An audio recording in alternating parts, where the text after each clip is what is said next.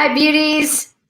You're welcome to say hello. Hello. Hello. EQ, Lighthouse Effects, and I'm so grateful to be here with you today. My name is Radiance, and we interview musicians so that we can get emotional health tools to turn up your vibrancy and turn up your frequency for your communities and for your fan base. Don't necessarily talk about fans because that's fanatic, a little crazy, but just bringing it back into community. Like, what are we doing in order to reach into our communities and help bring the tools to uplift our communities? My very special guest today is Dauss Miller, and I have all kinds of extraordinary ways to explain him. Photographer, dad, musician, educator, and art promoter. Hello, Glorious. I'm so grateful that you are here today. Welcome. Thank you so much. Yeah, glad to be here. Glad to be here. So your band, we'll just start with your band, Milkman and the Jugs. Milkman and the Jugs, yeah. We've been together for a couple of years now. Okay. Super weird time. We're not playing any shows. It's summertime, so that feels awfully strange. But I've got a really high energy rock, funk kind of vibe going on. I feel like it's super original, and they're all originals, but just there's nothing really like it. So I really enjoy being a part of that. Watching the crowd, the head bob. I dig it. It's usually with the beer and the head. Yeah, maybe, you know, depending on where it is. I was listening to you guys earlier, and I got the rock face going when I was like, yeah. You know, it'll do that to you for sure. It's a good like clenched face, and we blast it kind of often here at the house, like some of the stuff that you guys have, and I'm like, oh, listen to that. They're wearing it up. Nice. Especially the vocals. So I'm grateful that I get the rock face while listening to you. It's like it's a clench, but it's a good clench. I'm honored to even hear that happens. So we're doing our job. So tell me about music and what happens for you in the transformation process of like the filtering. It comes in, and then is it coming in as emotions? Is it coming in as feelings? Like, what has been your process for music? In general, music comes to me as like emotion and just like mood. I do have a little bit of technical background. I can read music, but when I'm playing or when the band is writing music, it's all about feeling.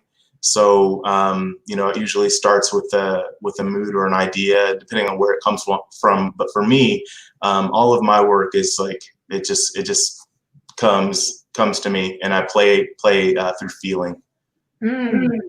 So tell me, like, where does it land with you? First of all, tell me when it's not landing with you, what happens? I'd be interested in that. When the feelings like are not really coalescing in your body. Yeah, and that happens, it's in my head, you know, when things aren't feeling quite like in the groove, or like we're all vibing together, or I'm even vibing, you know, on the set. I'm in my head, and you know, being technical and thinking about, you know, all the technical things that don't connect with what with where the magic comes from, for me at least. So yeah, I really hear that. So what I'm hearing is, as it's coming in and you recognize you're not vibing, like the first thing that happens is that you recognize it's up here. Mm-hmm. So often I think in emotional health and in emotional literacy, like the loop happens up here, right? Yeah. And people are like, they just stay on that loop for a while. So how do you get it what are some of your tools and techniques to bring it from here down into here? What does that space look like for you? Well, it depends on where I'm at, like emotionally, just in general, where I'm at in that moment. But generally, I think about the listener. I think about, you know, like what the music is doing for the listener. I'll, you know, breathe. I'll really pay attention to like the pulse of the music, Yeah. Kind of get back into the, the grit of what we're doing, and just let it be raw and real, instead of, like, I just tend to be super heady about everything. So I just kind of swat that away and get back into music. Like, that's what I love about music, is I can just be raw and let it out from my core, and it works. I really love that. One piece that I'm ingesting right now and thinking about, and if you have comments or questions, you're welcome to write it out, and then we can check them out and we'll get back to you. So that was for people who are listening. So one piece that I'm really ingesting and listening to is this idea that when we connect to others, when we're thinking about their experience of what's coming through us as a funnel, as a maybe like a strainer, and how is this really going to land with people? And that is the beginnings of really the key for me of what we can do as musicians to help recognize that we're here as a filter in order to help people connect to their hearts. Mm-hmm. Can you tell me early on, okay, what were like your 3 a.m. songs when you were a kid, or when you were younger, like, okay, the breakup song, the one that, like, I know that that's kind of on the spot, but were there any that you had to put your head right next to the speaker just to hear the whole song? That's funny. Like, music for me was never, like, I didn't make those kind of connections with music until much later in my musical journey. So at first, it was just like I would listen to classical music. I loved classical music when I was younger, and I would get made fun of for it a lot. But I would listen to classical music just because it was like, it was calming and it was interesting, and it kept my mind moving but relaxed at the same time, and I really enjoyed that. Another one of my first memories of music, and music is really heavy in my family. My dad was a producer back in the 60s, and has a label that's still around now. But, I remember, like, 4th of July family gatherings at my mom's house, and the cousins would be over, and my cousin Jimmy was really into breakdancing, and we'd be listening to, like, Motown stuff, Stevie Wonder and Michael Jackson and all that, like really high vibe, like, dance music and everything. He'd be breakdancing on the floor in the living room or whatever. So yeah, so I'm kind of all over the place in that respect. 3 a.m. songs, like, I have to fast forward to probably high school. Like, I didn't have my own music until I was probably, no, I think my first CD I bought in 7th grade, and it was Led Zeppelin. So, and by that time I was interested in like playing music. So I just said this the other day. I wish that I could, like, reverse and start my dive into music from more of a listening standpoint rather than a musician, because like I said, I'm very heady. So when I'm listening to music, I'm picking it apart, I'm breaking it down. I'm seeing manuscripts and notes and rhythms and stuff in my head, and I don't really allow myself, unless I consciously say, I'm gonna listen to this to enjoy it for the emotions and all the things. Otherwise, I'm like, I'm being a scientist with the music. So that's really intriguing. What I'm hearing from that is the way that it's processed, the way that music was coming in as a process to digest it, is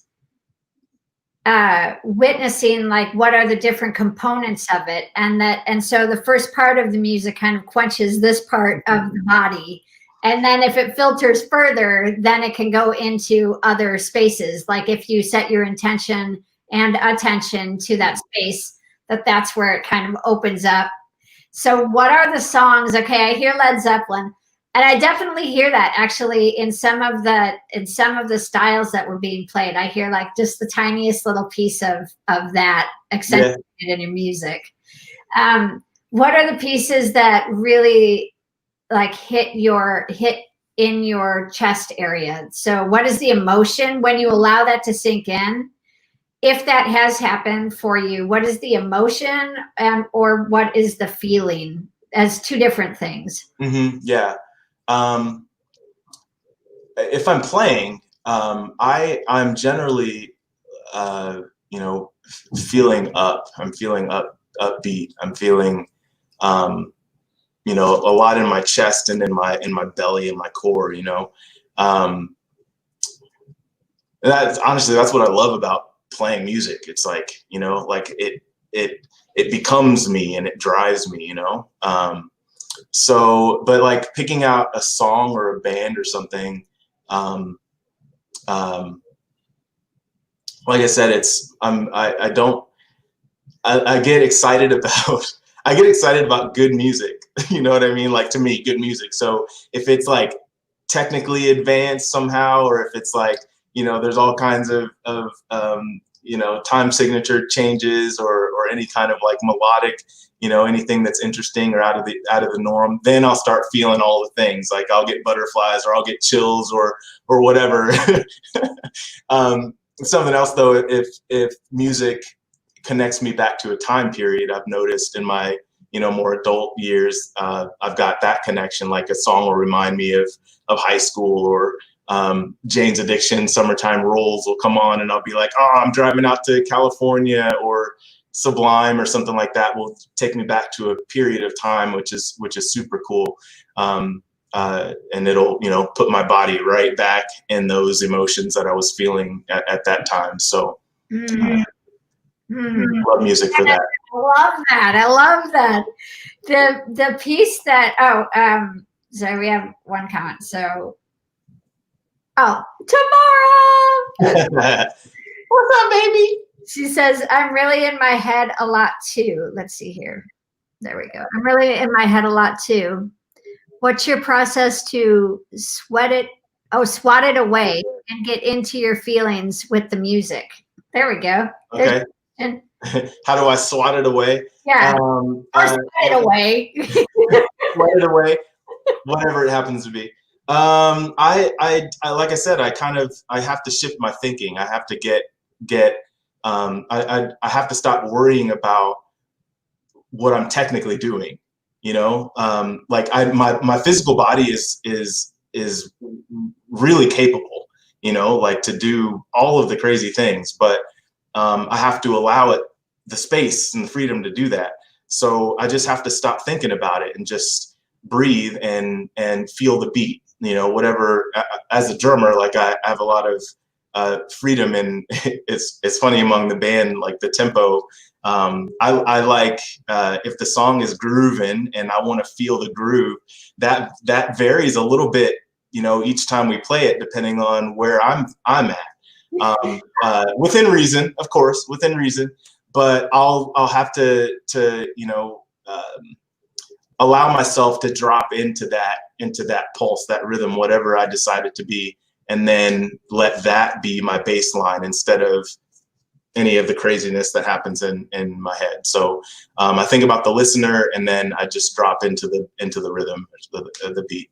Right. That's like a soul container, Yeah. Yeah. Yes. So tell me, do you ever turn to, and I'd be interested in like the community feel here too. Do you ever turn to music in darkness, in periods of like, or what are the tools that you actually use when you're in like a darkness, or in a place where you're in isolation? Isolation is probably a better term, and not like an isolation in terms of I'm kind of out of tools right now. What do you do right there? Yeah, that's a great question, and it's really I'm experiencing some of that now, and it's really interesting. I've learned about myself that when there's a darkness, or a stress or anything like that, my tendency is to kind of withdraw and like go inward. So to even have to take the outward step to push play on something, or have make the decision to say, oh, I want to hear this song from this band or whatever, I usually don't get there unless there's music around or playing already. Right. So like, and even with Tamara, like we'll just be having our regular morning, and I'll be, maybe quiet, in between our banter and stuff, which is always fun. But I'll be in my head about something, and then I won't realize, where my vibe is until she's like, well, what do you want to listen to? Or she'll just put something on, and it's like, whoop, all of a sudden it's like, oh, okay, there we go, like, and it's like, oh man, I love music. I love music. I love how it can just, pick you up from wherever you're at and put you right where you want to be. So it's like, to remember that is a tool, is awesome. I mean, and it is there for us whenever we choose. So just to have the gumption to reach out and grab it, because it's there, Yeah, I love that.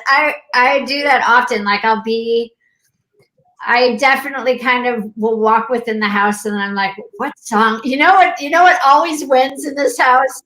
A friend of mine is Michael Ark. He does reggae, so that's a winner for me. But like, what across the board, what always wins is Stevie Wonder in the house. Man, like, it won't matter wherever anybody is. There's it's like an automatic +4 whenever Stevie Wonder. Okay. Anything from like Songs in the Key of Life, Yeah. So, yeah, just that nourishment, and it's like having a garden to pick from, like so much replenishment from this garden of music. Yes, that's a great way to put it. Yeah. Tell me about, I'd love, and I'd invite you to like talk about fatherhood over these years and what you've learned about yourself in fatherhood. Outside of music, just like fatherhood? Yeah, just fatherhood. That's big. That is a big, big question. Man, I've learned about myself that I'm incredibly patient, but I'm also super immature. I feel like I can be. It's awesome to have kids and have them teaching you things. Like having to experience something through them, and then having to look inward and sort it that way. That's been like, to be specific in this moment, I can't come up with any specific scenarios, but that's something that is super familiar throughout all the years. My oldest son Jaden is a musician.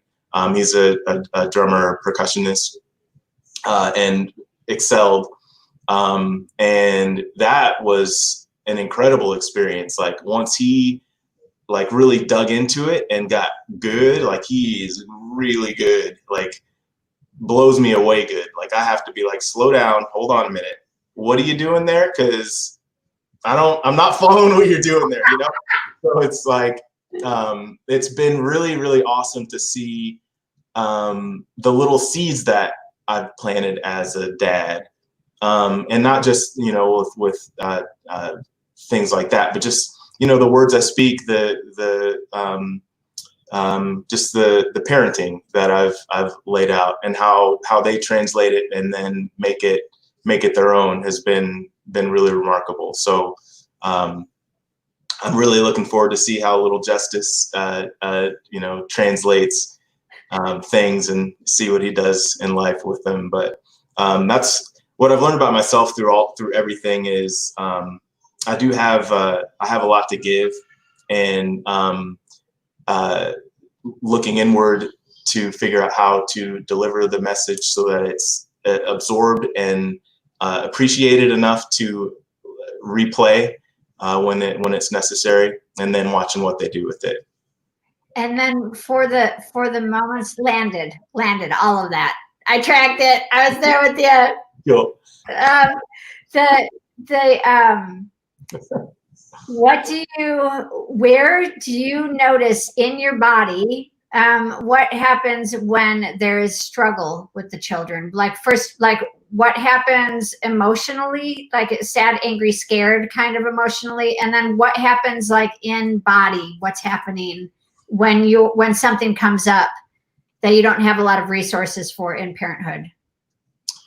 I'll notice I notice my heart, I'll feel my heartbeat.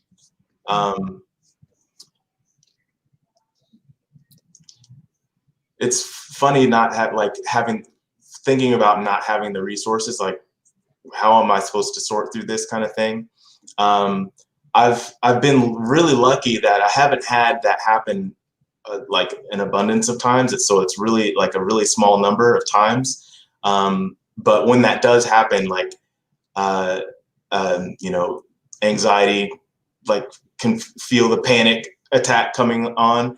Anger is like, I do experience anger, but like in a different way than I interpret it to mean. Like I'll get frustrated, what I would call frustration, or just like anxious energy. Like, this is not a complicated, set of rules or a situation. Like, why are we having an issue with this right now, kind of thing. Right. But initially it's like, I just feel my heart beating, my heart rate maybe elevating, a little higher blood pressure, just as I have to internally sort through things, because I don't like to be that parent that blows up and is irrational or overly emotional or anything like that in the moment, so that we can try and turn those things into lessons instead of like a whole new set of issues to deal with the problems down the road. I don't think that's the name of the game. Not intentionally anyway. It's like you want to try and alleviate the problems instead of creating them later on. So that's where I'm at. And once again, it's in my head way too much probably, but that's what I'm thinking about. Yeah, I hear that. I hear that, first of all, to not create more damage, the kindness around not creating more damage. We actually have a jar. It was like this jar. It was the therapy jar. And whenever we would just like blurt out toxic vomit, we'd be like, all right, $20 or $60 in the therapy jar. You're going to need help with that one. Nice. I fix it in my generation. I apologize now. And so I remember this one time, like I was so heated. And I had excuses. Like it was a long time without sleep for 3 children in a row.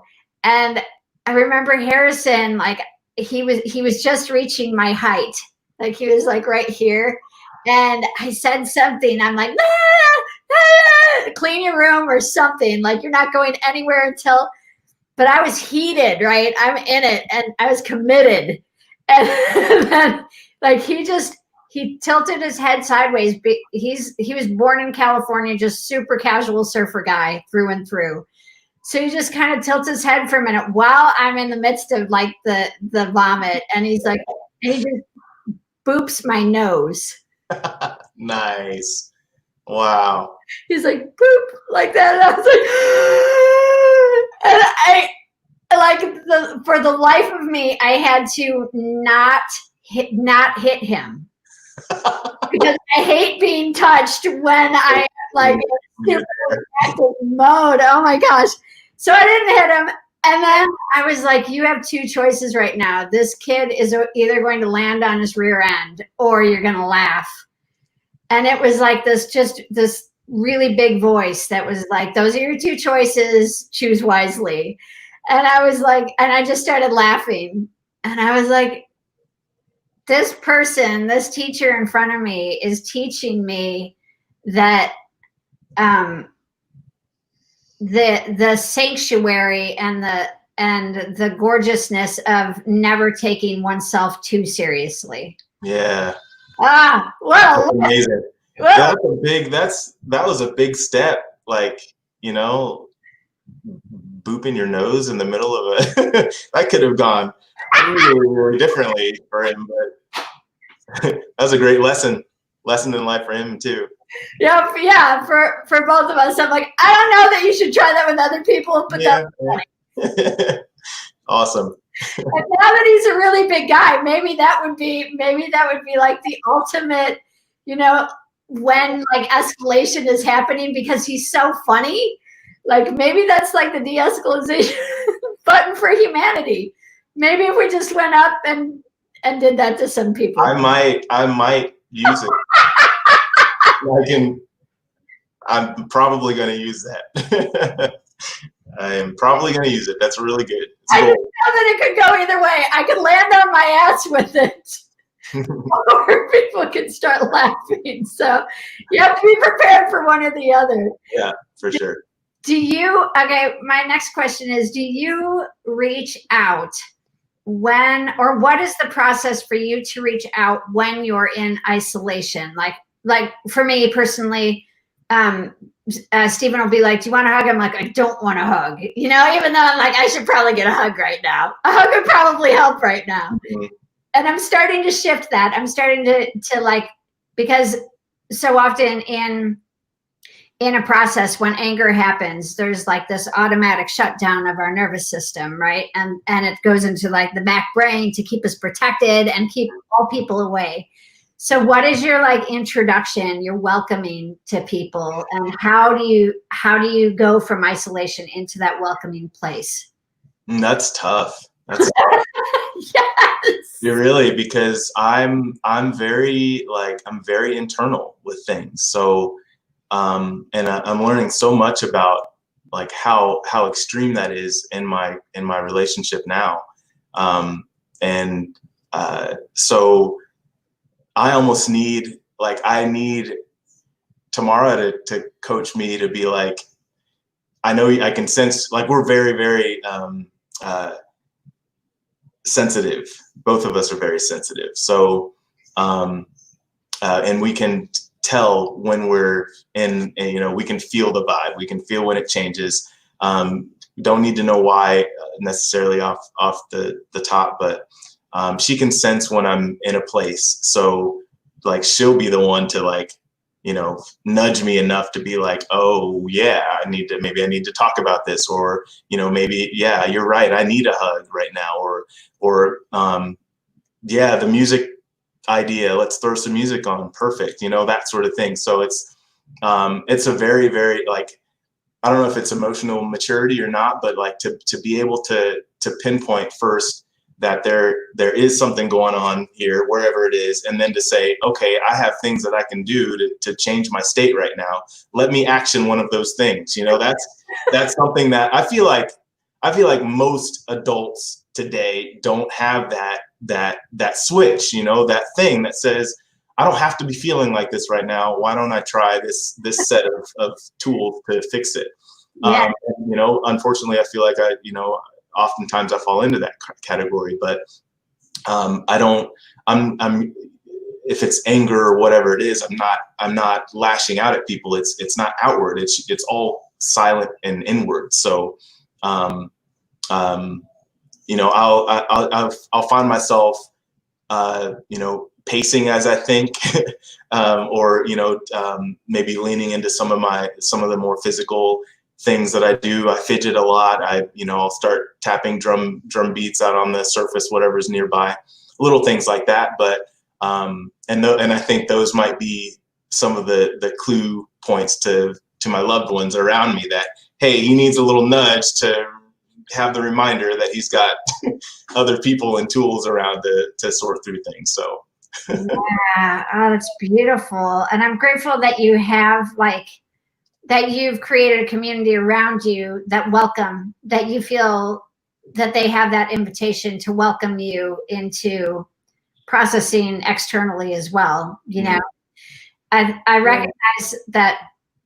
Okay. So most people, because this wasn't really a part of society, before the 1995 or so. So it's a pretty new piece of society. That whole talk about what's going on emotionally, because before then it was mental health. And so now it's beyond mental health. It's like emotional health. And so even when you walk into a room and you know the person is like angry about whatever it is that's going on for them, and they're not talking, but you can still feel it. How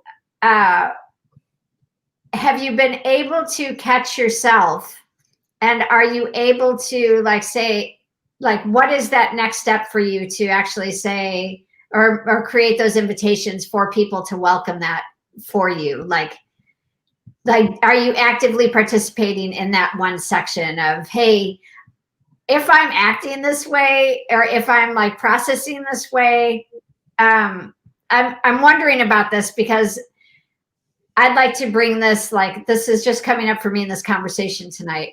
Mm-hmm.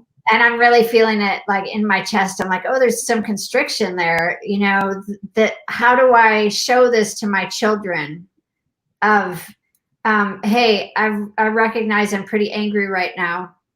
I'm going to go for a walk. When I come back, I could really use a hug. You know, like there's the, But how productive is that though? You know, like that, what I love about just the open, transparent communication of that, what you just spelled out, is like, you know, oftentimes when we're around people and they're going through their emotions, we have to figure out, you know, first that there is a thing going on. Second, like, what are we supposed to do about the thing? You know, like there's so much guesswork happening. And, you know, how do we approach, how to, like, you know, without, we don't want to blow up, or we don't want to, you know, make make it uncomfortable or whatever. Right. So that's like straight to the point, you know, like very informative. Thank you very much. Like, you know, because in most cases we already know that there's something going on. So the fast forward to the problem and the solution is like A+. Thanks for for giving us the head start. Like, please, yes, please, let's do that. So yeah, that's like a nice package, a nice way to package it. This is, you don't have to take care of my emotional health. I'm going to go do a few things to make sure that I'm stabilizing, like get some food in my system so that my blood sugar, you know, doesn't spike and then this is my precious need that can this, you know. Yeah, it was intriguing. Last night I was in this conversation with Stephen, and I'm like, just in this serious place of, okay, what's going on right now? Like, do we have to leave the country? You know, like, could we leave the country? That kind of stuff. And then, but I realized before that I was really scared. But instead of approaching the conversation from, I'm really scared right now, I could really use some connection through a hug, I just went with the storyline because that was fun and intriguing, and it kept people at a distance. And so I'm like, oh, that feels much safer. Let's just roll with that narrative for a while and keep that going. Yeah. Yeah. And so, like, there's this vulnerability that I recognize it, and I'm phenomenal at, like, with my clients, I'm phenomenal at stopping them and being like, that's the vulnerability right there. Mm-hmm. And then, but like to really engage and welcome somebody into that vulnerable space. Mm-hmm. And so right now, just thinking about that, where is your breath? Like, where is your oxygen when you think about vulnerability? Where do I feel? What's your question exactly? Like, where is the oxygen? Like, where's the constriction in your body? Where is the oxygen in your body? Like, when you think about, okay, angry, and like, where is that showing up? Is with angry or isolation? Oxygen, lack of oxygen.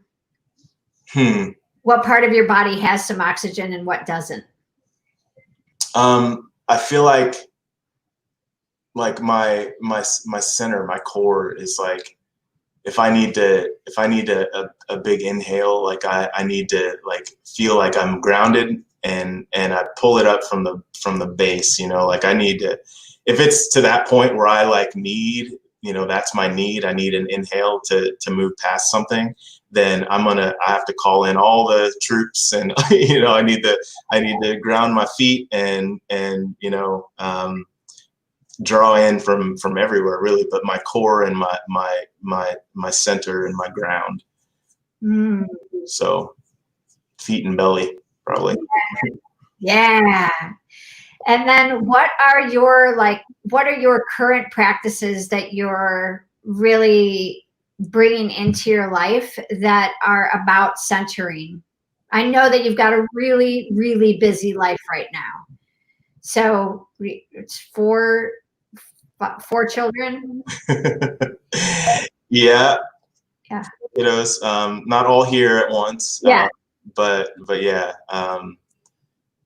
We've got 3 here right now, and with all the things going on since COVID and quarantine and being all together all the time and all the big emotions and little Justice, he's 10 months, so yeah, lots happening, lots of busy stuff happening. But I think for what helps me most personally is just remember, like we can get caught up in all of the little things all day, every day. Like there's always I'm busy, sure, but we're all busy. We can all choose to focus on what makes us busy. But I think pausing and taking a few steps back and realizing, really how simple each moment is. It's not, it doesn't have to be overwhelming if you don't, look at it that way. So just taking some breaths and,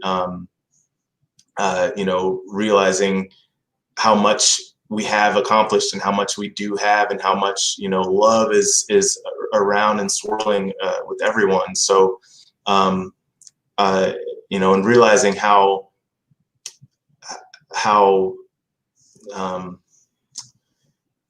much power we have to create positive energy and vibe around us and for one another, with one another.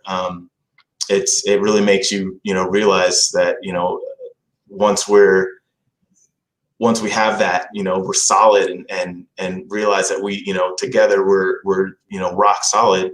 We can do anything. We can work through anything. We can figure anything out. We can create schedules and structures and work everything out. That part's easy. It's just realizing that to begin with, I think. So I think we're really fortunate. I think that hard part for a lot of people, and a lot, more often than not, comes easy in this house. That's beautiful. What specifically are your self-care methods? Like, what do you specifically do to make sure that you're getting into your center weekly, daily, any of those practices? I'm out of my schedules in this moment with all the craziness happening, but usually for me it's physical activity. I used to be in the gym like all the time, powerlifting and all of that. So recently I've picked up bike riding again. So just a 10-15 minute bike ride in the morning, it's like helps me realize, man, those moments to myself are they really, really matter. So it's a reminder that a lot of people, and myself included, you have all of your busy things swirling around in your head.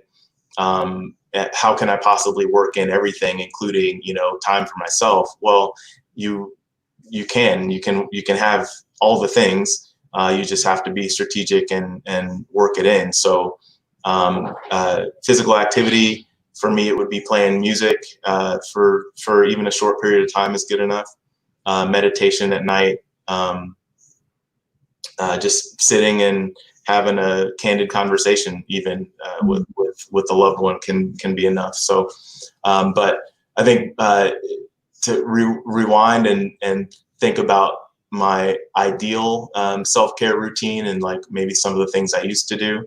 Like morning routine is huge, and like treating your body well, eating well, good calories, I would always say. Juice, fresh juice in the morning, green wheatgrass, and all the things. I love that stuff, and I miss it. We're doing some adjusting of I don't, not diet, but how and what we put in our bodies, because it truly is it's important. And as I've aged a bit, I really more quickly feel the effects of when I'm off of that path, and I'm indulging the treats too often, and ignoring my desire to be physical and do physical things. It's like it's really showing up now, like in a big way. So it's like, okay, I knew it was real before, but now it's really real. So we better hop back on the train that we know it's there and it's important. So just taking care of the body and the mind too, with things that interest you, that get your blood moving, that get your heart up, that keeps your mind sharp and moving. So it reminds me of the 1980s workout tapes where people would have the headbands and the little wrist guards, and then they'd be doing their workouts in the morning. Tell me what you listen to for energizing. What's that? Tell me, I'd love to know, like, what are your workout songs? Workout songs, wow. So, man, workout songs, anything that's like workouts, like if I'm gonna work out, like I'm setting my mind that I'm gonna go in the gym and I'm gonna work out, it's really intense. So the music's got to match. So see what comes to mind. Seven Dust, for some reason, is what comes to mind right off the bat. Heavy stuff. What's that? Isn't that some heavy? Is that? Yeah, it's pretty heavy. Okay, yeah, it's pretty heavy. But like anything that I listen to, whether it's heavy or smooth and easy or jazz or whatever, the drums just have to be killer. So the drummer in Seven Dust is awesome, and the music is like super, like it's aggressive and it's powerful, heavy stuff. So that's thinking, what else? That's the only one coming to mind right now. It's been a long time since I've been in that mood to really hit it. So that's kind of getting me excited. I want to put on some Seven Dust and go throw some weights around without hurting my old body. Yeah, the music may drive you, and then you're like, maybe. Yeah, maybe I might need to tone it down to some Incubus or Soundgarden or something at this stage of the game. I remember, I used to just put on headphones and use the body bag and the speed bag. Speed bag, cool. Oh my gosh, I could get through so much so quickly with that. So we're interested in finding out from the audience, what are you using? What music are you using to work out to? What music do you use really to get into your space? Please show the audience your new contribution to your office, because this is awesome. Oh yeah. You can already see it in the, hold on, I have to, oh my goodness, is that a real disco ball that's spinning with light? It is. Yes, it's unusual. Yes, it's crazy, but I like that the minute that you walk into your house, it's all about fun. Yes. You all really immerse yourself in a lot of fun. And I think that has really helped to amplify creativity. So can you tell us some things that you do, just in terms of your family time and what you do for fun in your household? Fun. Yeah, fun and play is I think at the center of energetically keeping things moving and fresh and like you said, that right in line with creativity and that whole energy. So the disco ball in the office, and I like the green wall, the boxwood wall, bringing greenery and life into the house. I still haven't counted the plants, but like probably 20 or so house plants that, that all have names and pretty loud characteristics and personalities. In the foyer, we have a basketball hoop, but it's not like design and everything is super important, so it has to fit. So it's white leather and the backboard, what do you call that? The square Right. is chrome. So it's super cool looking, and the net is like chain, and then the balls are little like 6 or 8 inch fuzzy balls, like furry balls. So we call it foops. So we can shoot some foops together, and different point systems. Whoever is making the rules at the moment, usually Elijah, is coming up with crazy point systems from who knows where. Right.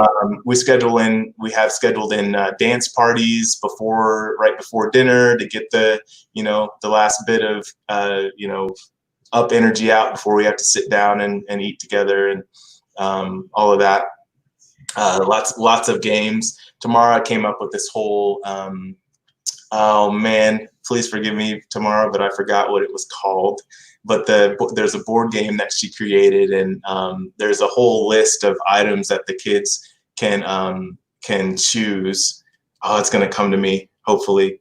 But a list of things that the kids can choose, so that the adults have to kind of like drop into their world to, because like that's something that I learned, like especially in business and like,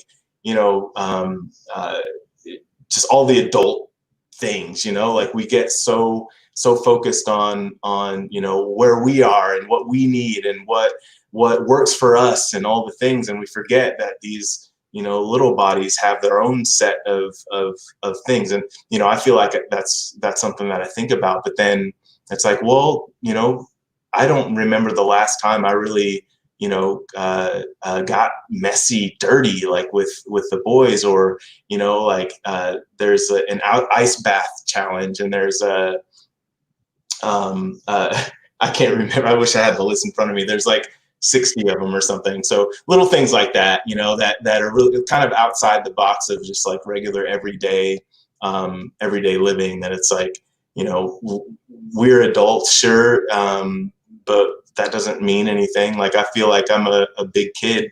I've always said I'm a big kid, but then I realize, I have allowed a lot of separation between where I'm at in general and where the kids are. So it's really fun to kind of break down that barrier and get dirty, so to speak, or to kind of let the guard down and truly have wild, crazy kid fun, so.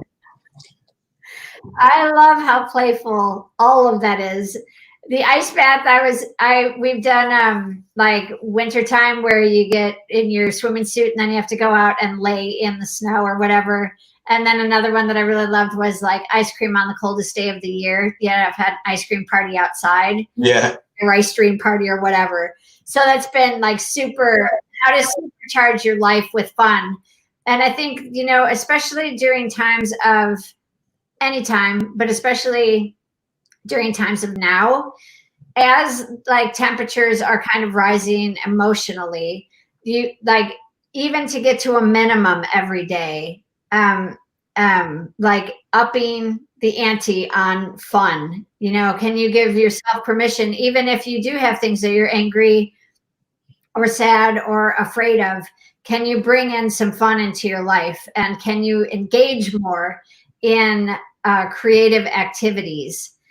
So one question that Stephen had for me this morning was, how much time are you spending following heavy news every day?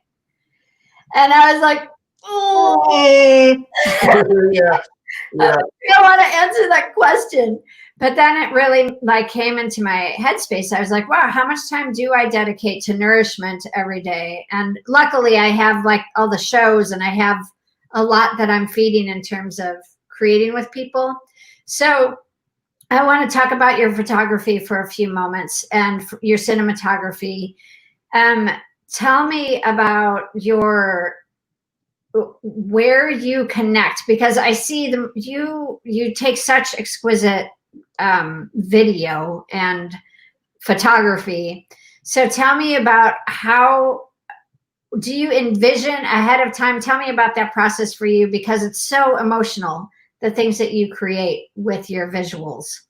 Awesome. Yeah, art in general is very emotional for me. And like I hear in the community, and as photographers or whatever, I'm not sure if it's like a status thing or not, but it's like, can someone point out your images without knowing you shot it? Like, what is your style? And I kind of hear both sides of that. Like I think I have a very specific style, but my images and like from shooting, through concept, through the editing and retouching portion, it's so wildly different depending on like where I'm at emotionally, like what I'm going through emotionally, what the concept is, what what the vibe of the team was. Like so much of that comes into play, and that's like I like to kind of like precede my photographer title with artist. I'm an artist first, because it is a very technical art, but the creative portion of it comes like straight from my heart, like straight through my soul. It is a very, very emotional process. So and it's funny, like creating a piece and ending up with a final, the final image or the final work. I don't usually like to go back to what the main like mood board was, or the main, or the first concept was, because as an art piece, and like music or anything else, they kind of take on a life of their own. It's not as simple as, I want to connect line A or dot A to dot B, and then it's done. It's a nice straight line. It's so much more than that. And I like to allow it to live as its own living, breathing being in a way, because there's emotion involved. There's emotion not just from me, but the other individuals on the team, or in the shoot, or whatever it is.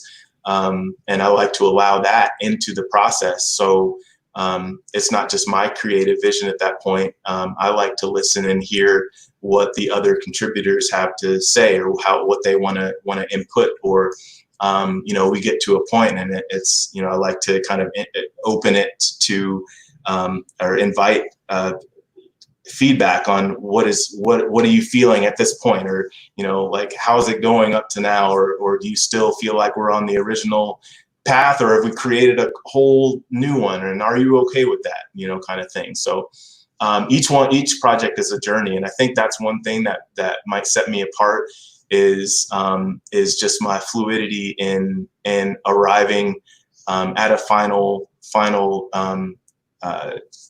image or project, and still kind of nailing the concept, whatever it starts out to be. I really tracked you there. I appreciate how much you take in a larger vision and then kind of filter according to what's coming up for you emotionally, kind of like the same thing with your music, that you take in and then you think about the audience perspective, and then open it up, like, this is what I'm hearing, this is what I'm feeling, are we on the same page? Mm-hmm. And so I really honor that and respect that about you, that across the board, that's really where you drop in from, through your filter, through the filterization process. Yeah. That it's coming here first, but then it's slowly like, how do I transmit that from this space? Mm-hmm. Yeah. So we're coming up on the hour, and I just want in an hour. Yes, I just a really big thank you to you for dropping in with me tonight, Lighthouse Effects, and we're here every week, every Sunday night.